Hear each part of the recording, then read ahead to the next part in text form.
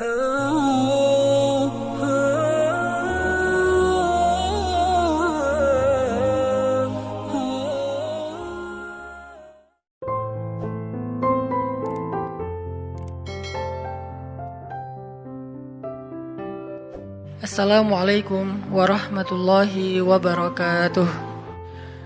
Alhamdulillahirabbil alamin.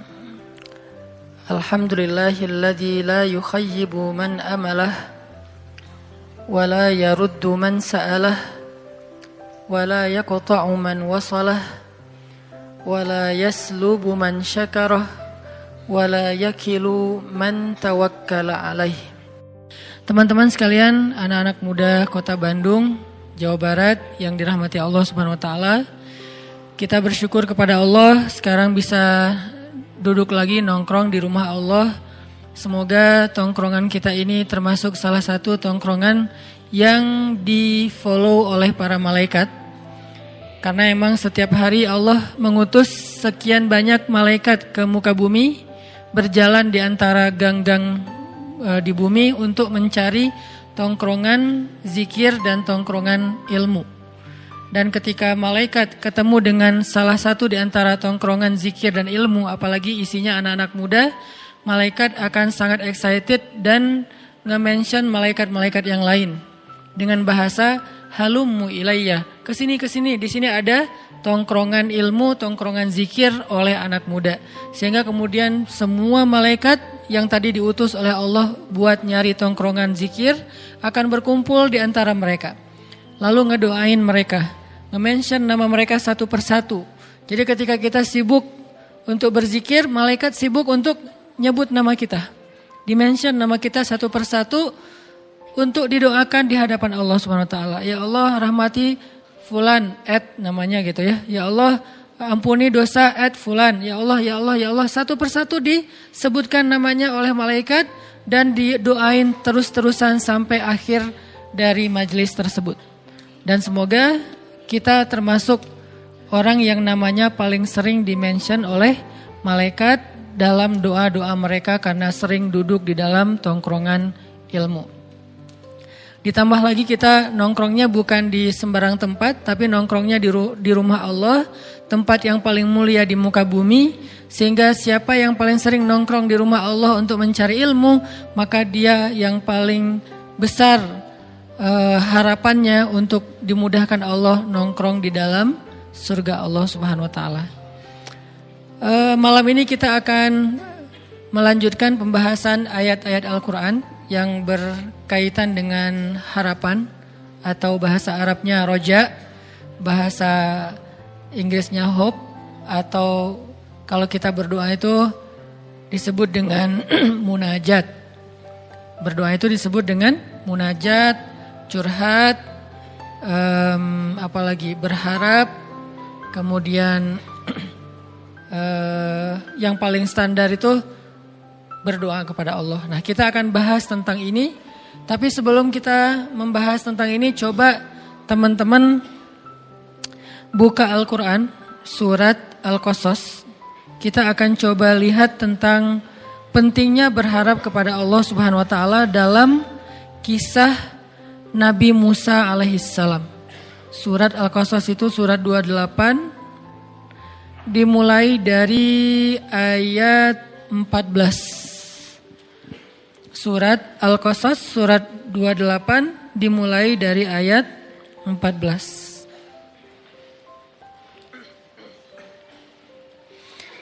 Jadi sharing atau nongkrong bareng yang kita lakuin Rabu malam ini sejak udah sekitar sebulan lebih, mulai kita masukin konten yang lebih ke membedah atau merenungkan ayat-ayat Al-Quran. Kayak pertama dimulai dengan surat Ad-Duha, saya nggak tahu berapa kali pertemuan ya, tapi mudah-mudahan udah cukup kebayang nih. Kemudian dilanjutkan dengan surat Al-Insyirah atau Asy-Syarah, yang juga mudah-mudahan jadi kayak motivasi buat kita supaya berlapang dada. Nah, malam ini kita akan coba bedah satu paragraf dari surat Al-Qasas, surat 28 ayat 14. Sebetulnya ayatnya sampai ayat 28 ya, satu lembar. Cuman kalau kita baca semuanya waktu kita terbatas, jadi hanya baca beberapa ayat saja tentang berharap kepada Allah Subhanahu wa taala. Bahasa lainnya mungkin ar-raja atau munajat atau doa atau termasuk juga tawakul. Tawakul itu bahasa Indonesianya tawakal. Orang Arab nyebutnya tawakul, tapi kita nyebutnya tawakal. Kalau tawakal itu lebih ke kata kerja, tapi kalau tawakul itu udah menjadi sebuah kata sifat. Sifat dari Al-Quran itu kan sebetulnya kalau kata Utsman bin Affan, kalau hati kalian, nggak enak juga nerjemahinnya. Kalau bahasa aslinya tuh kalau hati kalian bersih, maka kalian tidak akan pernah merasa bosan terhadap Al-Quran.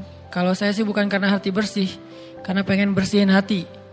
Jadi merasa kayak butuh baca lebih banyak, dan salah satu surat yang buat saya sih paling favorit itu selalu surat-surat atau ayat-ayat tentang kisah ya. Jadi kalau baca ayat kisah tuh rasanya kayak nonton film. Apalagi kisah para anbiya, kebayang langsung imajinasi kolosalnya, imajinasi adegan-adegan dramatisnya. Itu langsung kayak nonton film, terus kayak ngenikmati banget alur-alurnya. Nah ini termasuk surat ataupun kisah tentang Nabi Musa alaihissalam. Teman-teman kalau perhatiin kisah Nabi Musa di Al-Quran itu agak acak memang. Kayak misalnya kisah pertama tentang Nabi Musa di Al-Quran itu surat apa? Al-Baqarah. Karena di Al-Baqarah itu kan langsung masuk cerita Bani Israel ya. Setelah cerita tentang Nabi Adam langsung Musa Bani Israel dengan Bani Israelnya. Nah, justru di Al-Baqarah itu kisah kisah Musa lebih ke episode ke berapa? Udah bukan di awal-awal itu. Episode ketika Musa udah keluar dari Mesir. Justru cerita di Al-Baqarah itu ketika Musa sudah keluar dari Mesir. Kalau yang di awal-awal justru di Al-Qasas. Al-Qasas yang awalnya Musa kecil. Musa baru lahir dihanyutkan ke sungai Nil. Kemudian nanti episode keduanya yang tadi kita baca Musa remaja. Dengan kasus salah satu klimaksnya di episode itu adalah Musa apa? Klimaksnya Musa menikah. Itu klimaksnya. Dan itu penting ya. Jadi di episode kedua itu klimaksnya Musa menikah. Kalau episode pertama klimaksnya Musa dihanyutkan ke sungai Nil. Kalau yang kedua klimaksnya Musa menikah. Nanti ketiga ada di surat Toha. Ketika Musa udah nikah dan pengen balik ke Mesir ya. Terus di tengah jalan dapat wahyu untuk berdakwah kepada Firaun. Allah tunjukin beberapa bukti kekuasaan Allah. Klimaksnya adalah ketemu Firaun. Nanti balik lagi ke Al-Qasas dan Toha sama tuh mengisahkan episode tentang ketika Musa mendakwahi Firaun. Lalu nanti sampai puncaknya adalah belah laut. Nah, episode berikutnya Musa setelah belah laut, setelah Mesir, yaitu di Palestina yang ada di surat Al-Baqarah.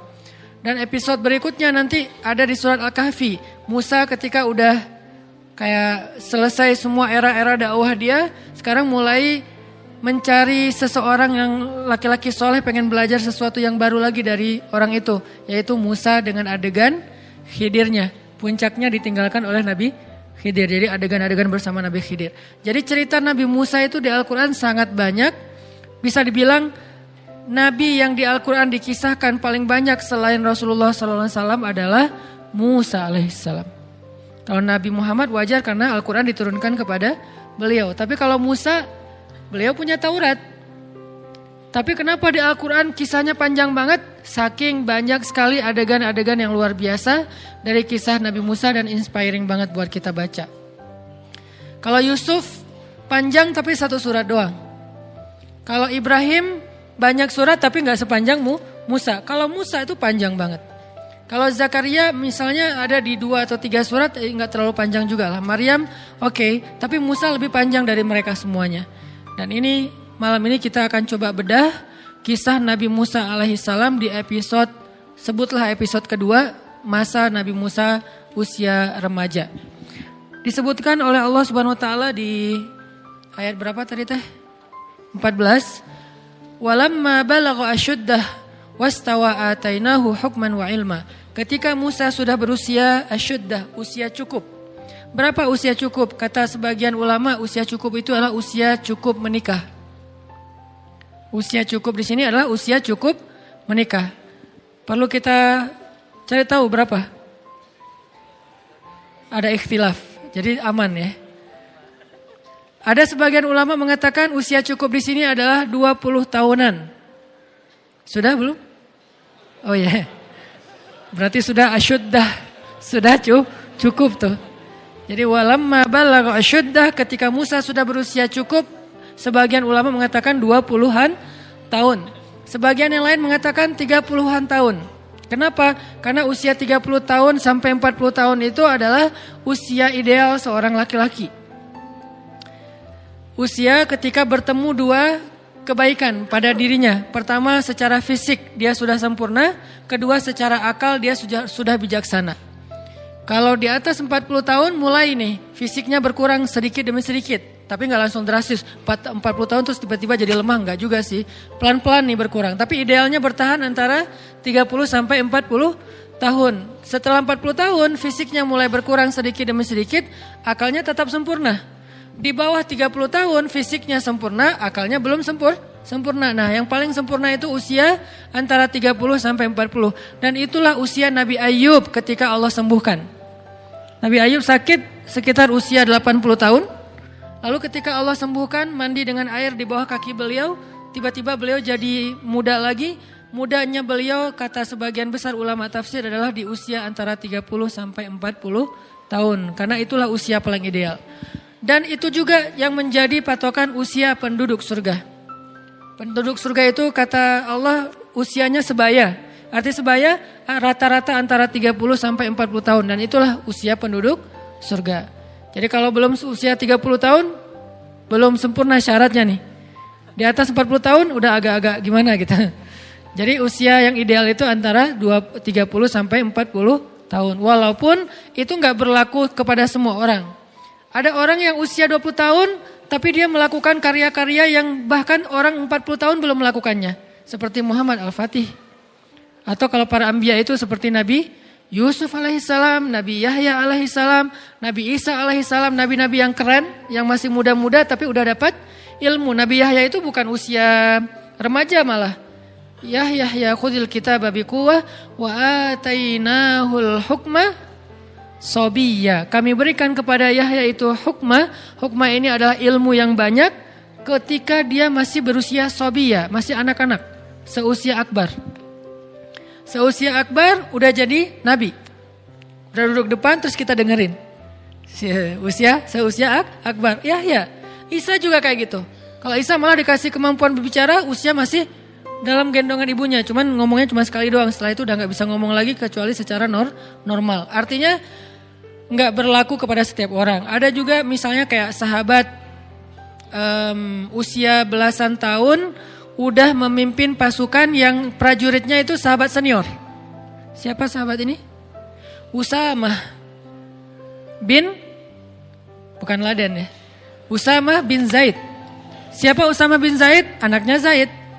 Zaid itu siapa? Anak angkatnya Rasul. Walaupun kemudian gak boleh mengatasnamakan Zaid bin Muhammad. Anak angkatnya Nabi. Adegan yang terkenal dari Zaid apa? Pernah menikah dengan Zainab. Lalu bercerai, Zainab dinikahi oleh Rasul. Jadi cerita pernikahan Zainab ini agak lumayan dramatis juga. Antara Zaid dan Rasulullah gitu. Agak lumayan lah ceritanya luar biasa. Jadi anaknya namanya Usamah.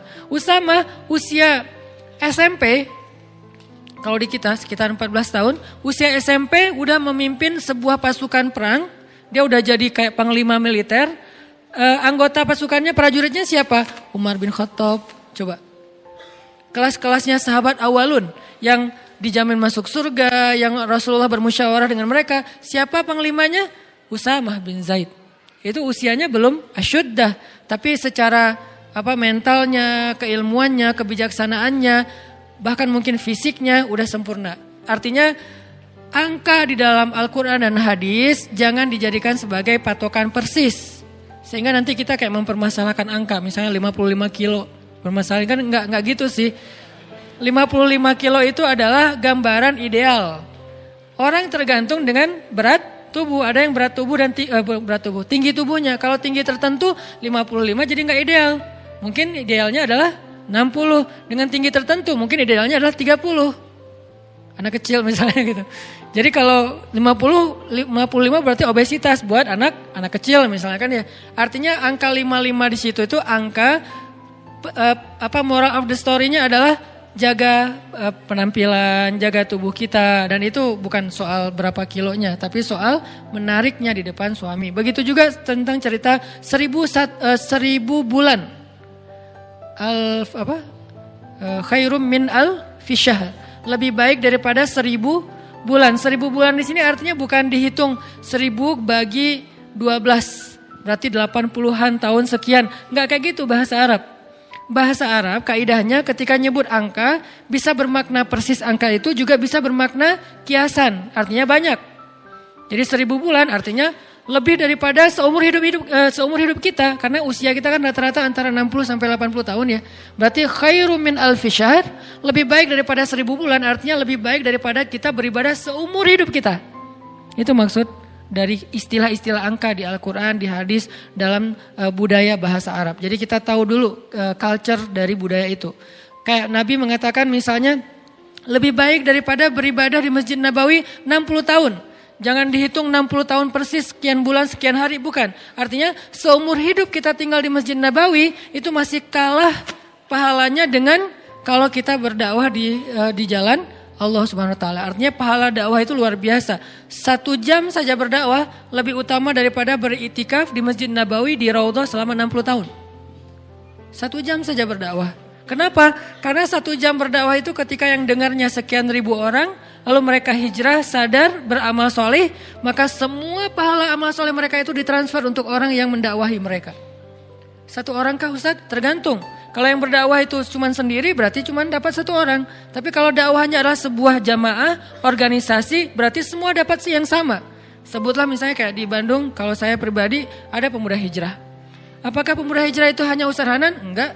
Pemuda hijrah itu ada Buni dengan teman-teman di dalam, ada yang MC-nya, ada operatornya, ada admin untuk sosial medianya, ada bagian kreatifnya, ada segala macam IO-nya. Semua yang terlibat dalam dakwah pemuda hijrah, lalu orang kemudian mendengar dakwah pemuda hijrah itu sekian juta orang, mereka semuanya mendapatkan pahala yang sama persis, bukan dibagi rata. Tidak dibagi rata, dikasih sama masing-masing. Misalnya 1.000.000 orang jadi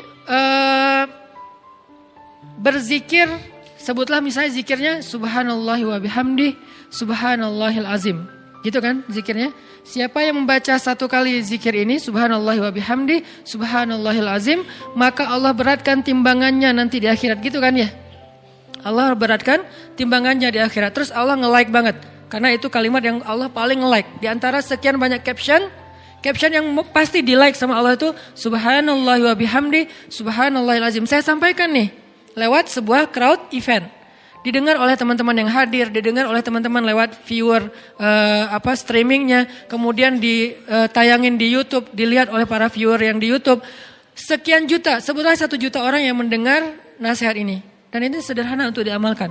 Lalu 1.000.000 orang ini mengamalkan subhanallahi wa bihamdi subhanallahil azim. Sekali aja seumur hidup, gak usah sering. Sekali aja 1.000.000 orang.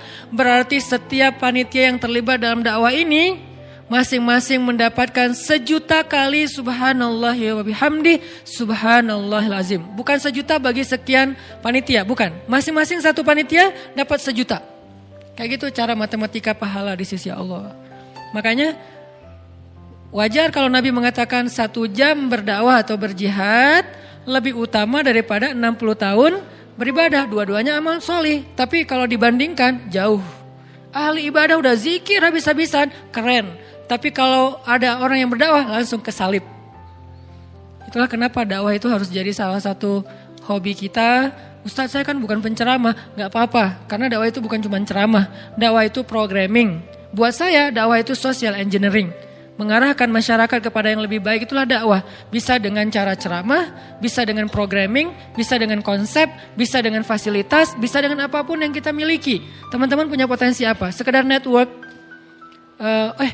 saya kenal dengan orang yang bisa support dakwah Ustadz. Misalnya kayak nyediain tempat gitu untuk acara tabligh akbar. Saya kenal orangnya, akhirnya dia kayak yang memediasi.